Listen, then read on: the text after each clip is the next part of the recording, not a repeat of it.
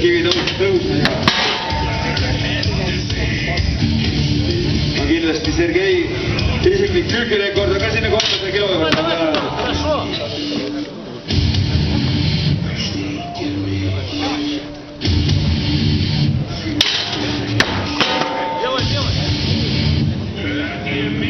Kolm kordust tehtud, 4 kordust tehtud,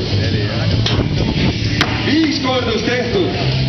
Sergei Muusjev, aplaus talle, 6. kord, 120 kilogrammi kivi, rabumees 2010 tiitlile.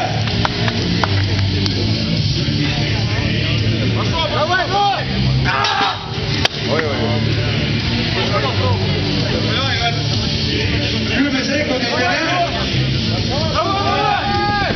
ja 6 korda.